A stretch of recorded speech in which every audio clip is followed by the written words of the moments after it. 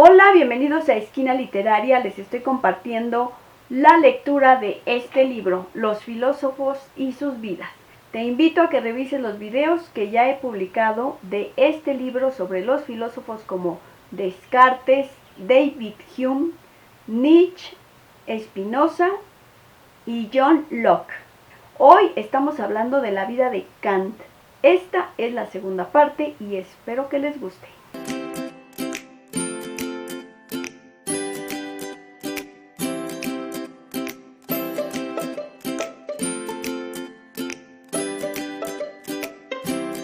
En cualquier caso, parece que Kant asociaba graves perturbaciones con su infancia. Tal puede muy bien ser la razón del disgusto que en su vejez le producían las melodías de las canciones populares, oídas en su primera juventud.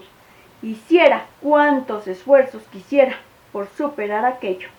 Consistentemente, Kant aconsejaba que todas las novelas se mantuvieran alejadas de los niños. La lectura de novelas, decía, debilita la memoria, pues sería ridículo memorizar las novelas para contárselas a otros. Los niños que leían novelas encerraban su imaginación en el romance interno, suscitado por ellas, y se ponían a contemplar las musarañas sin pensamientos serios. En opinión de Kant, las novelas son dañinas para los adultos también, pues permiten a nuestras mentes interpolar acontecimientos inventados por nosotros en la anécdota contada por el novelista. De modo que el curso de nuestro pensamiento se hace fragmentario hasta el punto de que dejamos que las ideas de uno y el mismo objeto jueguen en nuestra mente de un modo disperso, en vez de combinarlas de acuerdo con la unidad del entendimiento. Kant evidentemente está a favor de la intelectualidad y el orden. Las distracciones le parecen peligrosas. El arte que prefiere es, por tanto, el disciplinado. Está de acuerdo en que el arte debe permitir cierto juego de los sentidos. La poesía carente de rima, sin embargo, considera que es prosa, que se ha vuelto loca, y no quiere que un poeta de talento se abandone a tal clase de poesía. La poesía amorosa, por ejemplo, pues es un mero juego de sensaciones, del tipo que todos ya tienen.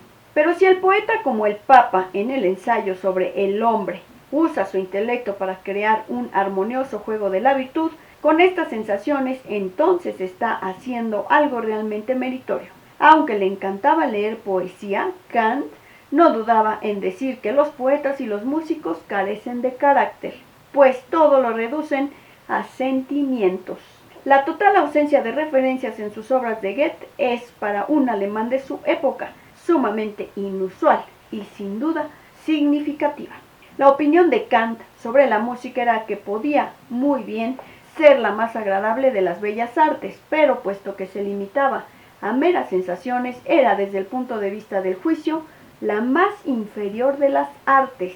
Era también la más susceptible de convertirse en esclavizadora, o en sus propias palabras, carente de urbanidad.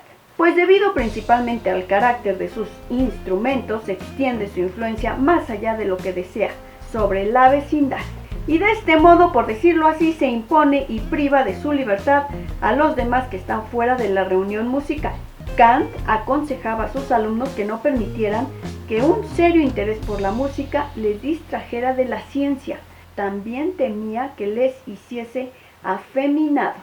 Sin embargo, iba a los conciertos y escuchaba con placer las bandas militares que pasaban por delante de su casa, y en una ocasión oyó, y le gustó, cosa rara para él, el sonido de una espineta tocada a todo volumen. Prefería la música alegre y combinada con palabras. Desgraciadamente, un concierto al que asistió en memoria de Moses Mendelssohn no le pareció más que un quejido que no acababa nunca. Él había esperado, decía, que se hubiesen expresado otros sentimientos, tales como el del triunfo sobre la muerte, y por temor a que otros conciertos pudieran serle análogamente desagradables, dejó de asistir a ellos sin más. Si pasamos de nuevo de las artes a las personas, encontramos un distanciamiento esencialmente semejante. En primer lugar, Kant se mantuvo distanciado de sus hermanas y su único hermano superviviente. Ayudó cremásticamente a sus hermanas, pero aunque vivían en la misma ciudad, Königsberg, no intercambió con ellas ni una sola palabra, al parecer durante 25 años. Cuando en su vejez una hermana vino a su casa a atenderle, apenas si la reconoció. En cuanto se enteró de quién era, la disculpó por su falta de cultura.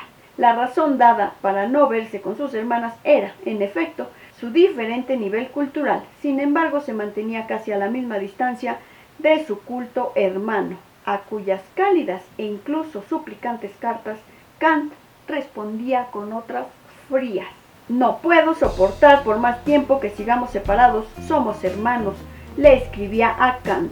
A otra cálida carta, Kant respondió con 2 años y medio de retraso, diciendo que había estado demasiado ocupado para responder antes, pero que su falta de interés era solo aparente. Durante el corto tiempo de vida que les quedaba, tenía entonces 68 años. Continuaría teniendo pensamientos fraternales, añadía. Algunos años más tarde informó a su hermano de que una de sus hermanas había muerto el verano anterior. Le había doblado la pensión que le pasaba, decía, y se la había transferido a sus hijos. Ni una palabra de dolor salió de su pluma, pero quizás esto se debiera a que le disgustaba mencionar a la difunta. Las relaciones de Kant con sus amigos eran mucho más cordiales. Aunque no era efusivo e incumplidos, su amistad era tan sólida, dijo un amigo, como la prosa buena y substancial. Era fiel a los amigos y particularmente activo en servir los intereses de los más jóvenes de ellos. La emoción de cuyos éxitos compartía, en realidad carecía de amigos y sin duda tuvo más amigos que cualquier otro hombre precedente en posición semejante. Quizás su amigo de más confianza e intimidad fue el comerciante inglés Green, en quien Kant tenía tal confianza que no escribió ni una sola frase de la crítica de la razón pura antes de someterla a su juicio.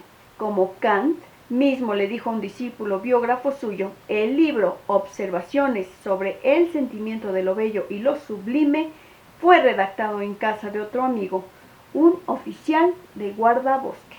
Pero Kant también guardaba a menudo sus distancias y cada vez más a medida que se iba haciendo viejo. Sus cartas estaban en su mayor parte dedicadas al progreso en su filosofía o de su carrera, releídas hoy día. Son sorprendentemente pobres en referencias a su propia experiencia o situación personal o del corresponsal, salvo en lo que se refiere a su salud, excepto una mención de una posible helada. No se refiere siquiera al tiempo de ningún modo a acontecimientos cotidianos o a algo del mundo literario o erudito, salvo los avatares del kantismo. Las cartas son aduladoras y a menudo obsequiosas. Aunque el estilo de floridos cumplidos por entonces era habitual, la lisonjería de Kant es digna de resaltar porque él mismo se esforzó en cierto modo en la consideración de la cuestión casuística, de si las palabras su más fiel servidor al final de una carta debían tomarse o no como una mentira. En la metafísica de las costumbres acepta la fórmula porque nadie se compromete con ella. Pero en una carta parece declararse contrario a las mentiras inocuas de cualquier tipo que fueran. Fuese cual fuese la actitud de Kant hacia las fórmulas de saludo y despedida, cuesta creer que su teoría moral le permitiese adular a un amigo en una carta dirigida a él y criticarle mordazmente en una carta dirigida a otro. A uno de sus seguidores, Reinhold, le jura eterna amistad, pero 6 días después le escribe a otro seguidor, Beck, sobre los puntos flacos de la filosofía de Reinhold. Cuando Kant se encuentra preocupado porque un rival, Eberhard, anda reclutando matemáticos contra él, le escribe al matemático Kastner, del que sospechaba que estuviera de parte de Eberhard, asegurándole al Néstor de todos los filósofos alemanes su ilimitado respeto, tras lo cual pasa a exponer su caso, pero en sus notas ahora recogidas bajo el título de Opus Posthumus, ataca a Kastner como odioso, envidioso y hostil, e incluso inmoral. No estoy diciendo todo esto para acusar a Kant de inmoralidad, sino solo para señalar que la lucha en favor de su filosofía podía llevarle a relajar un tanto su rigor moral.